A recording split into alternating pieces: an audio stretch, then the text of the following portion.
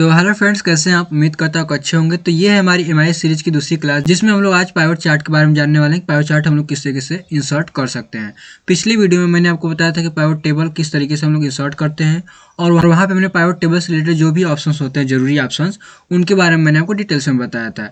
तो अगर आप भी एमआईएस रिपोर्ट बनाना सीखना चाहते हैं, और वो भी बेसिक से एडवांस लेवल तक, तो आपको ये सीरीज फॉलो करनी होगी। चैनल को सब्सक्राइब और इस प्लेलिस्ट को सेव जरूर कर लीजिएगा। तो चलिए शुरू करते हैं। तो यहाँ पे सबसे पहले हम देख लेते हैं कि हमारे सामने डेटा क्या है। तो जो मैंने आपको पिछले वीडियो में दिखाया डेटा, सेम वही डेटा यहाँ पर भी है। मैंने आपको पिछले वीडियो में दिखाया था किस तरीके से हम लोग यहाँ पाइवट टेबल इंसर्ट करते हैं। तो यहाँ पे आपने देखा था कि पाइवट टेबल मैंने इंसर्ट करके उससे रिलेटेड जो भी ऑप्शंस होते हैं मैं इनके बारे में आपको बताया था। तो आज देख लेते हैं कि हम लोग पाइवट चार्ट किस तरीके से इंसर्ट कर सकते हैं।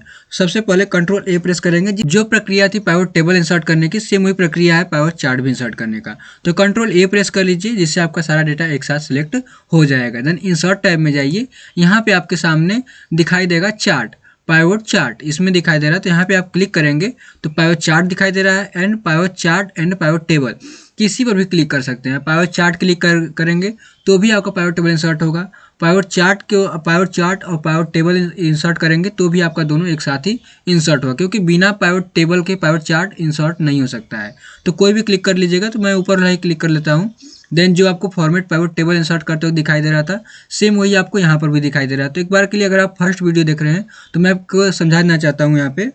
तो यहाँ पे देखिए पाइवट क्रिएट पाइवट चार्ट लिखा है, जिसमें से choose the data that you want to analyse, यानी कि जिस डेटा को आप एनालाइज करना चाहते हैं, जिसपे आप चार्ट तैयार करना चाहते हैं, उस डेटा रेंज को सिलेक्ट करिए। तो मैंने यहाँ पे कंट्रोल ए प्रेस करा तो बाय डिफॉल्ट ये डेटा सिलेक्ट कर रखा है। ठीक है जी। तो अगर आप भी पहले से कंट्रोल ए प्रेस किए रहेंगे तो आपका बाय डिफॉल्ट डेटा सिलेक्ट रहेगा, अन्यथा आपका फिर से वहाँ पे सिलेक्ट करने के लिए इसको हटा देंगे और वहाँ से आप जाकर सिलेक्ट कर सकते हैं।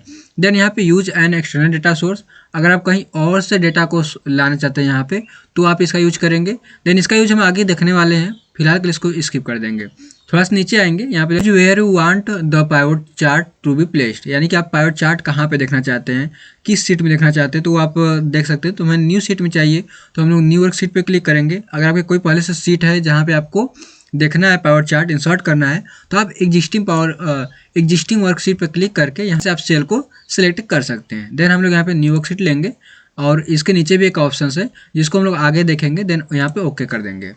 तो अगर आप पिछले वीडियो देखे होंगे पाइवट टेबल का, तो वहाँ पे सेम ऑप्शन यहाँ पर भी आपको देखने को मिला, जहाँ पे आपको पाइवट टेबल यहाँ पे दिया है और यहाँ पे पाइवट चार्ट दिया है। तो जैसे आप टेबल में डेटा को इंसर्ट करेंगे, ऑटोमेटिक यहाँ पे चार्ट क्रिएट हो जाएगा। तो हम लोग यहाँ पे देख लेते हैं, यहाँ पे सेम ले लेते हैं प्रोडक्ट नेम, और यहाँ पे हम लोग सेल्स को ले लेंगे। तो प्रोडक्ट नेम वाइज हम लोग यहाँ पे सेल्स लेंगे। तो यहाँ पे देखिए एक कॉलम चार्ट, इसको कॉलम चार्ट बोलते हैं, ये कॉलम चार्ट हमारा इंसर्ट हो गया है।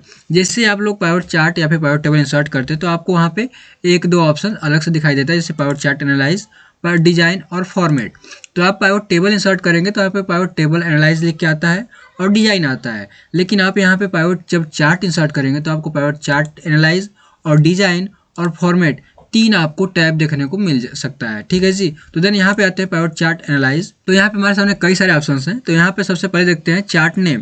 तो यहाँ पे बाय डिफॉल्ट चार्ट 1 है, जिस प्रकार से पाइवट टेबल 1 आ रहा था उसी प्रकार से चार्ट 1 आ रहा है। तो आप इस पर क्लिक करके इसका नाम चेंज कर सकते हैं। देन यहाँ पे ऑप्शंस है, तो ऑप्शंस में भी सेम वही आपको ऑप्शंस दिखाई देगा जो आपको पाइवट टेबल में दिखाई दे रहा था। तो फिलहाल के लिए हम लोग इसको स्किप कर देंगे।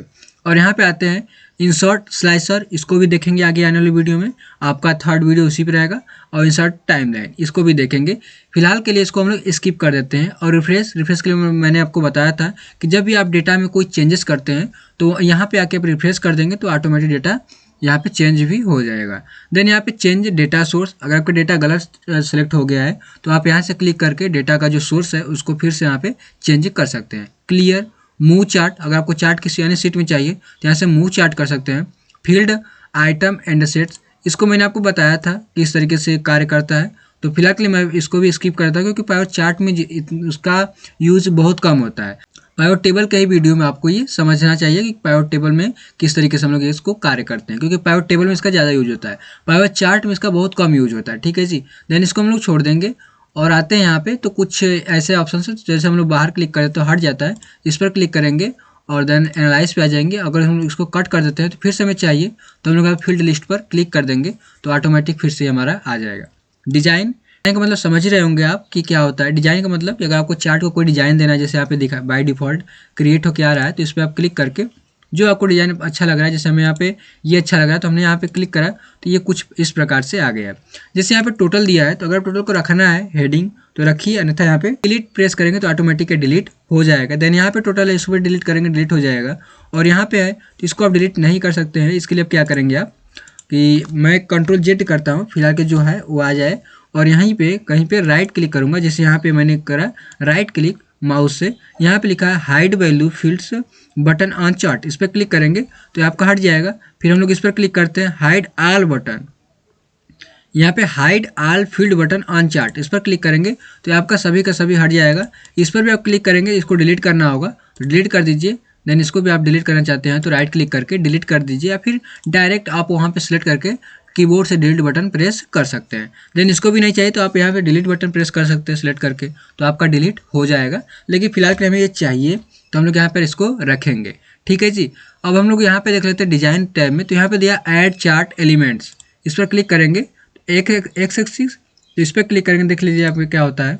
तो आपने यहाँ पे क्लिक करा तो नीचे का जो प्रोडक्ट नेम दिखाई दे रहा था वो हट गया। फिलहाल के लिए हमें चाहिए तो हम लोग यहाँ पे क्लिक करेंगे, यहाँ पे आएंगे और यहाँ पे हॉरिजॉन्टल पर क्लिक कर देंगे तो हमारा ये फिर से आ जाएगा। ठीक है जी। तो कुछ इस प्रकार से हम लोग इसको हटा भी सकते हैं और रख भी सकते हैं। इसमें भी और भी कई सारे ऑप्शंस हैं जिनको आप बारी बारी से क्लिक करके देखिएगा क्या होता है। जैसे लीजेंड्स है, लीजेंड्स में राइट पे क्लिक करेंगे तो राइट में यहाँ पे लीजेंड्स आ जाएगा। लीजेंड्स का मतलब क्या होता है मैं आपको बताता हूँ। लीजेंड्स में जैसे कि आपका यहाँ पे फिलहाल के लिए ब्लू है तो यहाँ पे केवल एक ही लीजेंड्स है, टोटल लीजेंड्स है। अगर आपको इसे इसमें रेटिंग्स भी चाहिए तो आप रेटिंग्स पे क्लिक कर देंगे तो यहाँ पे देखो दो लीजेंड्स दिखाई दे रहा है। जैसे कि आपका एक रेटिंग्स है और एक आपका सेल्स है, तो दो आपको यहाँ पे दिखाई देते, ये हमारा लीजेंड्स होता है। ठीक है जी। तो हम लोग यहाँ पे Ctrl Z करेंगे, जैसा था हमारा वैसा ही हो जाए। और देन यहाँ पे आएंगे और आपका ग्रिड लाइन्स है तो ग्रिड लाइन्स पे क्लिक करके हॉरिजॉन्टल चाहिए, जैसा भी चाहिए वर्टिकल, वो आप अपने हिसाब से सेलेक्ट कर सकते हैं। फिलहाल के लिए मैं इसको स्किप कर रहा हूँ, लेकिन मैं आपसे उम्मीद करता हूँ कि आप लोग इसको एक एक करके सभी को ट्राई करेंगे। ठीक है जी। देन इसको छोड़ देते हैं हम लोग। सेम यही जो यहाँ पे है और यहाँ पे भी हमें वही देखने को मिलता है। यहाँ पे भी प्लस पे क्लिक करेंगे चार्ट्स एलिमेंट्स, तो यहाँ पे एक्सिस टाइटल, इस पर क्लिक करेंगे तो आपको टाइटल देखने को मिलेगा जो कि एक्सिस टाइटल है। चार्ट टाइटल ऊपर आपको देखने को मिलेगा और डेटा लेबल्स, यानी कि यहाँ पे जो आपका जो वैल्यू है वो आपको यहाँ पे दिखाई देगी। तो अगर आप यहाँ पे डेटा लेबल्स को इंसर्ट करते हैं तो आपको ये नहीं रखना है, इसको डिलीट कर दीजिए, क्योंकि वो यहाँ पे आपका लेबल्स दिखाई दे रहा है तो उसको रखने का कोई मतलब है नहीं। लेकिन हम लोग यहाँ पे नहीं रखेंगे क्योंकि यहाँ पे जो वैल्यूज़ थी वो काफ़ी बड़ी थी, तो एक के ऊपर एक दिखाई दे रही थी। फिलहाल के लिए हमने उसको डिलीट कर दिया। यहाँ पे डेटा टेबल है तो इस पर क्लिक करेंगे तो यहाँ पे आपका टेबल नीचे दिखाई दे रहा है, इसको भी हम लोग हटा देंगे। जो अच्छा नहीं लगेगा हमें वो हम हटा देंगे। एरर बार्स, अगर आपको एरर बार से रखना है तो उसको भी आप रख सकते हैं, अच्छा यहाँ पे स्किप कर दीजिए, छोड़ दीजिए इसको। ग्रिड लाइन्स रखना है तो रखिए, लेकिन ग्रिड लाइन्स आपको रखना जरूरी है।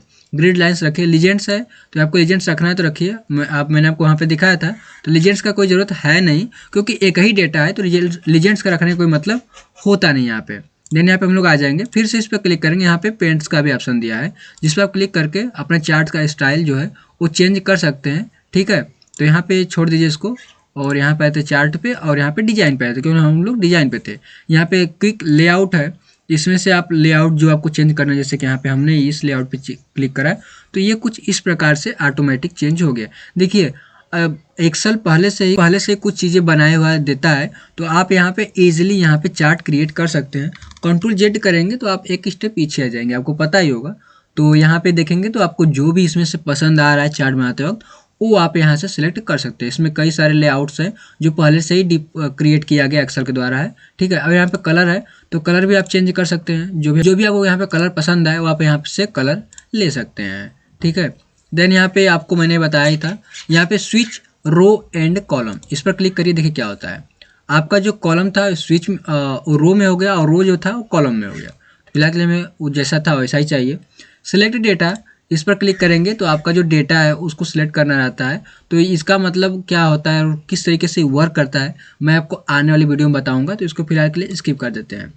और यहाँ पे चेंज चार्ट टाइप, अगर आपको चार्ट अगर ये पसंद नहीं है, क्योंकि बाय डिफ़ॉल्ट जो है एक्सेल यही चार्ट देता है, यानी कॉलम चार्ट देता है। तो अगर आपको ये चार्ट पसंद नहीं है, आपको लग रहा है कि नहीं यार हमें कोई और चार्ट इंसर्ट करना है, तो आपको चार्ट चेंज चार्ट टाइप पे जाना है और यहाँ पे मल्टीपल आपको चार्ट का ऑप्शन दिखाई देगा, जिसमें आपको जैसे कॉलम्स में भी कई सारे कॉलम्स हैं। यहाँ पे लाइन चार्ट है, लाइन चार्ट भी आप सिलेक्ट कर सकते हैं। पाई चार्ट है, पाई चार्ट भी आपको कुछ इस प्रकार से दिखाई देगा। तो आपको व्यू भी दिखाई दे रहा है। बार चार्ट है, बार चार्ट रखना है तो रखिए, यहाँ से ओके कर देंगे तो ये आपका जो बार चार्ट में कन्वर्ट हो जाएगा। जो यहाँ पे नीचे था, यानी कि जो आपका प्रोडक्ट नेम नीचे था ऊपर हो गया है, और जो है वैल्यू जो इधर थी यानी वर्टिकल थी वो आपका यहाँ पे हॉरिजॉन्टल हो गई है। ठीक है जी, तो आपको ये चीज़ें समझ में आ गई कि आप चार्ट को अगर चेंज करना है तो कैसे कर सकते हैं। तो यहाँ पे आता है मूव चार्ट। मूव चार्ट का मतलब ये होता है कि इस चार्ट को आप किस सीट में लेना चाहते हैं, तो आप यहाँ से या तो कंट्रोल एक्स करके आप वहाँ पे कंट्रोल भी कर सकते हैं। ठीक है, जैसे हम यहाँ पे आते हैं और यहाँ पे कंट्रोल भी कर देते हैं तो ऑटोमेटिक हमारा चार्ट आ जाएगा यहाँ पे। लेकिन हम लोग एक तरीका और अपना सकते हैं। जैसे हम लोग यहाँ पे आए और यहाँ पे कंट्रोल भी करते हैं, देन यहाँ पे इसको करते हैं, यहाँ से हम लोग आएंगे डिजाइन में और यहाँ पे मूव चार्ट पे क्लिक करेंगे। देन यहाँ पे न्यू वर्कशीट इस पर क्लिक करेंगे और जो चार्ट है उसको चेंज कर सकते हैं, या फिर यहीं पे ही ऑब्जेक्ट्स जो भी आपके जिस भी चार्ट में ऑब्जेक्ट्स है उसको सेलेक्ट करेंगे। तो फिलहाल कि हमारा सीट 2 में यहाँ पे ऑब्जेक्ट है, इसको करेंगे और न्यू सीट पे इस पर क्लिक करके देन ओके कर देंगे। तो हमारा यहाँ पे सीट नंबर 2 में यानी कि चार्ट 2 में हमारा यहाँ पे डेटा आ गया है। फिलहाल के लिए हम चाहते हैं कि हमारा वहीं पे डेटा रहे, तो हम लोग यहाँ पे आएंगे और मूव चार्ट इस पर क्लिक करेंगे। देन यहाँ पे आगरा है तो हम लोग इस पर आके सीट 2 कर देंगे, देन ओके कर देंगे। तो हमारा यहाँ पे जहाँ पे चार्ट था हमारा वहाँ पे आ जाएगा। ठीक है, तो आप कुछ इस प्रकार से मूव चार्ट का उपयोग कर सकते हैं। देन डिजाइन हमारा खत्म हो गया, हम आते हैं फॉर्मेट पे। फॉर्मेट पे कुछ ज़्यादा खास तो है नहीं। आप जैसे आपको यहाँ से जो लाइन्स है उसका कलर चेंज करना है तो यहाँ पे शेप का कलर चेंज कर सकते हैं। और यहाँ पे आउटलाइन, इसका जो कॉर्नर है, जो बॉर्डर है उसका भी कलर चेंज कर, जैसे हम लोग यहाँ पे कर देते हैं ब्लैक, तो इसका ब्लैक हो जाएगा। फिलहाल के दिखाई नहीं दे, आउटलाइंस को थोड़ा सा मोटा कर देंगे तो बोल्ड पे जाएंगे और यहाँ से हम लोग कुछ इस प्रकार से, तो देखिए कुछ इस प्रकार से हमारा जो है चेंज हो जाएगा। विजेट्स पे आप जाएंगे तो आपका कुछ इस प्रकार से चेंज कर सकते हैं। नो आउटलाइन, नो आउटलाइन कर देंगे तो ये हट जाएगा हमारा। और शेप इफेक्ट्स, अगर आपको इफेक्ट्स भी देना है तो आप कुछ इस प्रकार से इफेक्ट्स इसमें दे सकते हैं यहाँ से, लेकिन इफेक्ट्स देने का मतलब निकलेगा नहीं, क्योंकि चार्ट्स में इफेक्ट्स देना अच्छा नहीं लगता है। देन यहाँ पे कुछ है तो उसका छोड़ दीजिए, कुछ ज़्यादा खास इसमें है नहीं। यही था कि आपको कलर चेंज करना था तो यहाँ से आप चेंज कर सकते हैं। ठीक है जी, तो इतना आपको समझ में आ गया कि मैं यहाँ पे किस तरीके से किया। तो ये तो था कि हमारा कि हम लोग चार्ट किस तरीके से इंसर्ट कर सकते हैं। लेकिन अगर मान लीजिए आप क्या किए हैं कि पहले से पाइवट टेबल क्रिएट किए हैं और आपको ये लग रहा है कि वहाँ भी चार्ट इंसर्ट करना है, तो कैसे करेंगे देख लेते हैं। हम लोग यहाँ पे आएंगे और यहाँ पे जो मैंने आपको पिछले वीडियो में बताया था कि हम लोग किस तरीके से पाइवट टेबल इंसर्ट करते हैं, तो यहाँ पे आ जाते हैं। इसी को हमें पाइवट चार्ट इंसर्ट करना है तो हम लोग यहाँ पे इंसर्ट टैब में जाएंगे और यहाँ पे हम लोग पाइवट चार्ट पे क्लिक करेंगे और यहाँ पे हमें कई सारे ऑप्शंस दिखाई दे रहे हैं, या फिर यहाँ से इसको कट कर देंगे और यहाँ पर भी आपको कई सारे ऑप्शंस दिखाई दे रहे हैं। जैसे रिकमेंडेड चार्ट में जाएंगे तो यहाँ पे आपको कई सारे चार्ट्स दिखाई दे रहे हैं। जैसे लाइन चार्ट पे क्लिक करेंगे और यहाँ से ओके कर देंगे तो यही हमारा जो है पाइवट टेबल है और उसका यहाँ पे चार्ट इंसर्ट हो गया है। फिलहाल के लिए हम उसको कट कर देंगे तो यहाँ पे आप देख सकते हैं कि हमारा किस तरीके से चार्ट इंसर्ट हो गया है। आपको इसे फॉर्मेटिंग करना है तो यहाँ पे पाइवट चार्ट आ गया है, एनालाइज, इस पर क्लिक करेंगे। अगर आप इस पर क्लिक करते हैं तो आपको पाइवट टेबल एनालाइज आएगा और आप इस पर क्लिक करते हैं तो पाइवट चार्ट एनालाइज आएगा। तो आप इसमें से कुछ भी चेंजेस करना है तो कर सकते हैं। यहाँ पे डिजाइन में आना है, डिजाइन में भी आप कुछ बदलाव करना चाहते हैं तो कर सकते हैं। देखिए कितना अच्छा लग रहा है। तो मैं उम्मीद करता हूँ कि आज की वीडियो जो है आपको काफ़ी अच्छी लगी होगी।